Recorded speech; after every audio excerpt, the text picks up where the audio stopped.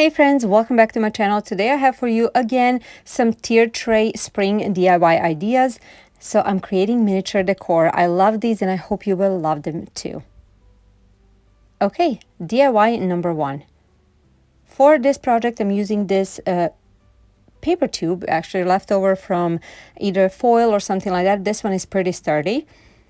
And I'm going to measure out 4 inches and cut out with this box cutter. Of course, the size really depends on your preferences. And then I'm sanding out the edges. After that, this is how it looks like. Now I'm going to take another cardboard piece from cereal box and I will trace out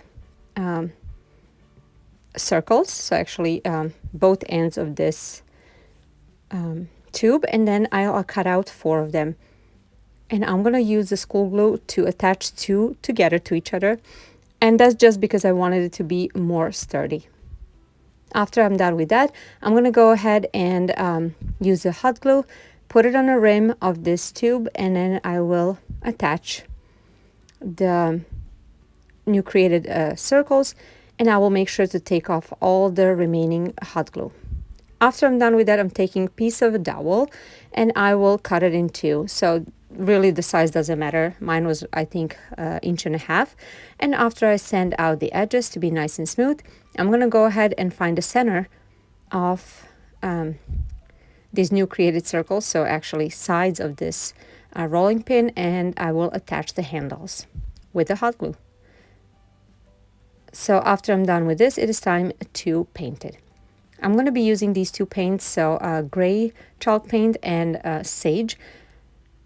And then I will use the sage to paint the middle portion, so the body of the rolling pin, and then I will use the gray one to paint the handles. I gave around 2 coats, I think. I was not really precise, but I wanted everything to be nicely covered.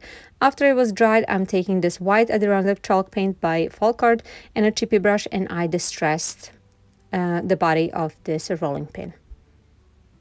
And then when I distress it, you can see that these lines actually came through, and I really like it. Now, if you want to spell something out, you can use these stickers that are rub-on stickers, but I decided to go ahead and get this printout.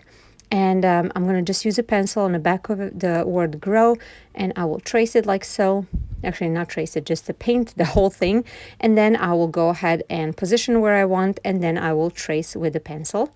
And that way it will transfer onto the rolling pin or any other surface that you want to transfer it to. So you can see it's very faint, but I can see it.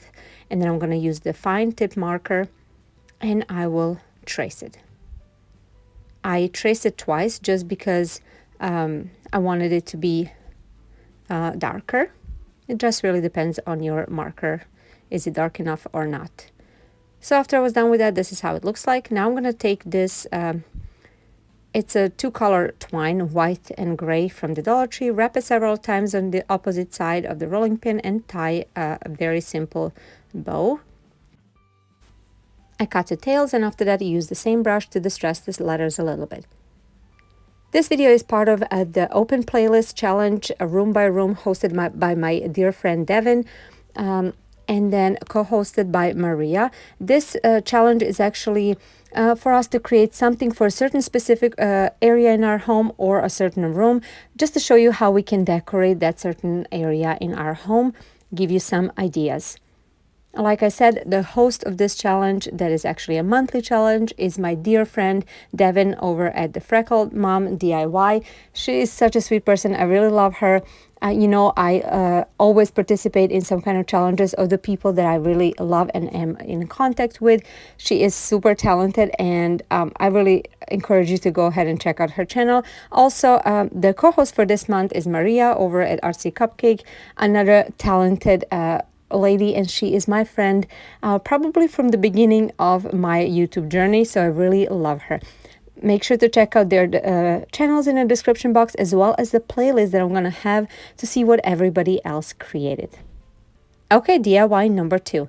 I'm gonna be using this just plank piece of wood. I believe it was part of the Dollar Tree wood plank, and I'm sanding it down a little bit. After that, I'm using this gray chalk paint by Martha Stewart. I'm giving this one good coat on both sides.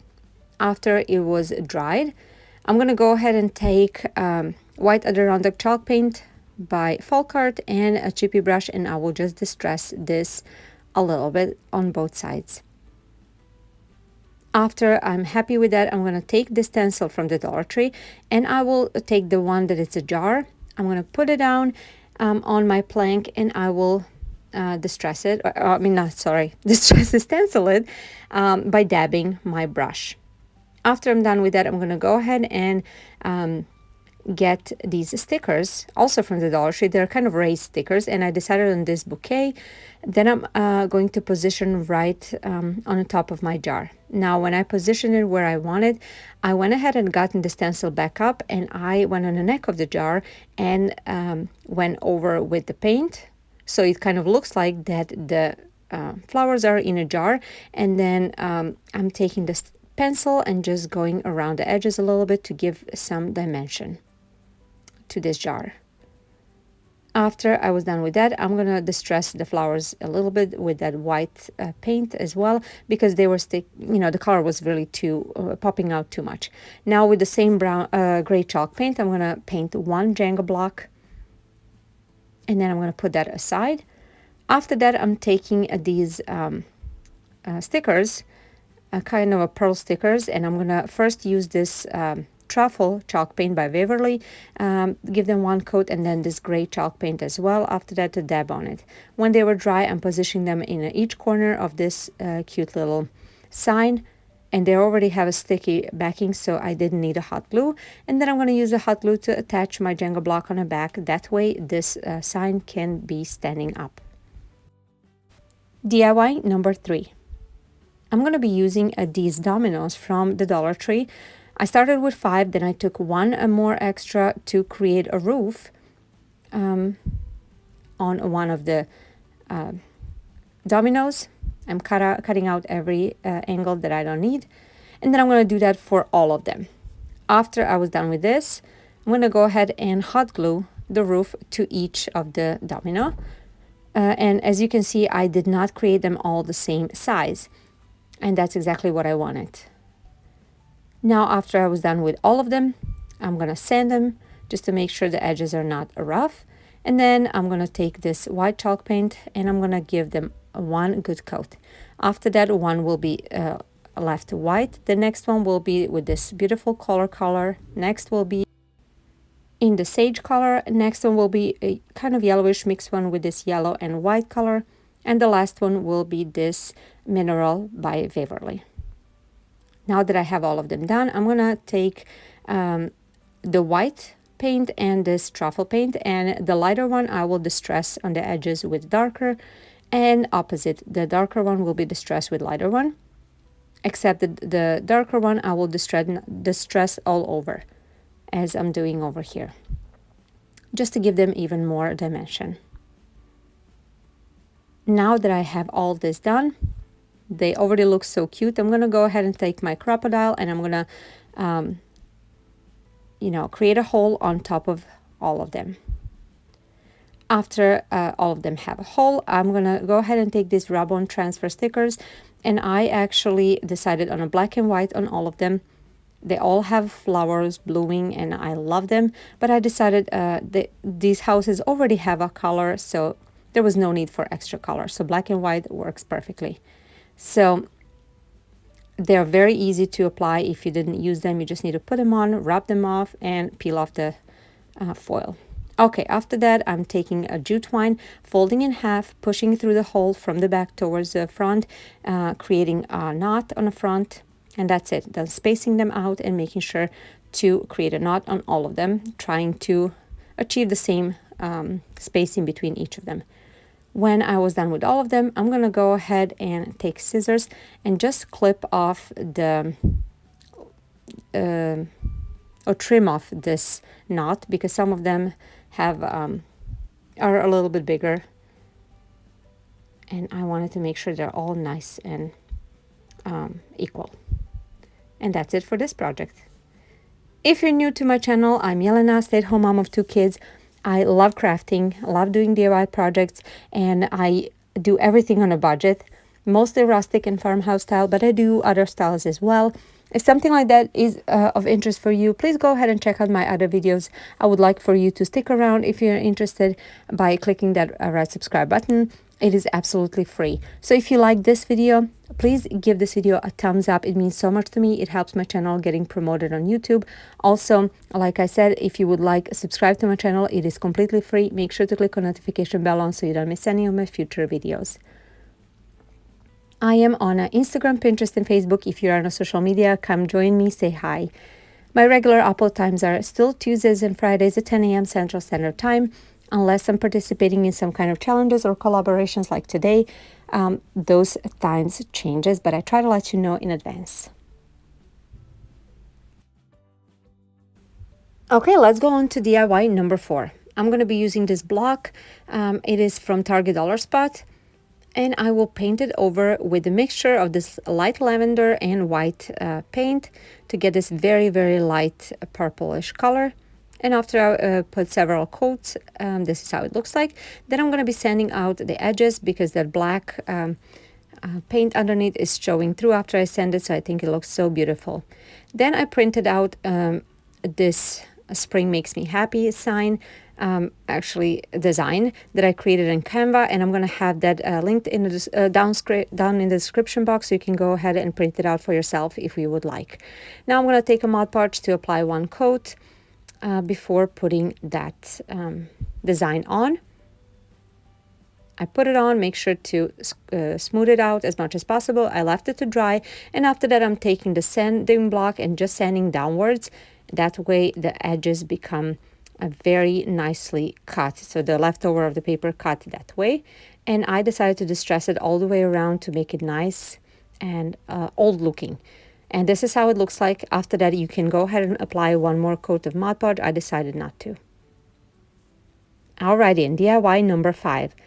I took this block also, or actually it's mini shadow box, also from Target Dollar Spot, and I'm gonna give a middle portion one coat of this white chalk paint, and after that I created 3 different shades of white and blue, and I decided to do kind of an ombre effect from darker to lighter, and that will represent the sky.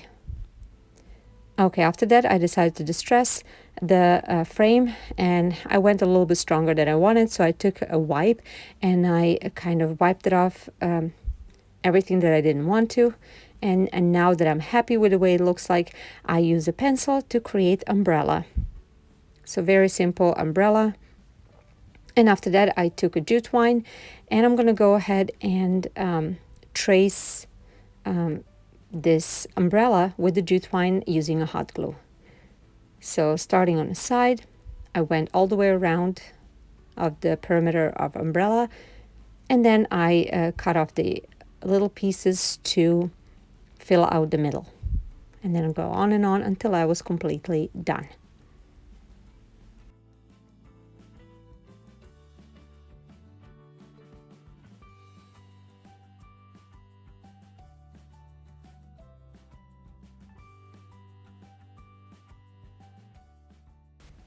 When I was done, I went ahead and burned out the little pieces that's sticking out, but be super careful if you're doing this. Alrighty, now I'm going to show you how all of them look like on my tier tray. They all turned out super cute, and this particular video is all about the colors. You know, this is a little bit out of my comfort zone, but if I'm gonna ever use colors, it is definitely in springtime. I love these pastel colors. They really, really make me happy. And if I have to choose which one was my favorite, I cannot tell you. I think maybe really that very simple purple lavender sign that says Spring Makes Me Happy. I think it's so beautiful and really shows how I feel about spring. There it is. But I would like to hear from you. Which one do you think is your favorite? What do you think about all the products that I created? Which one was your favorite? Is there something you would change? Just tell me in the comments down below and introduce yourself. If you're new, I would love to get to know you.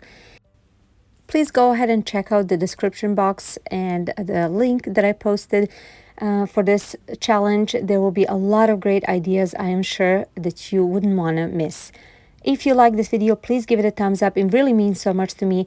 And if you're new, I would like for you to stick around and subscribe.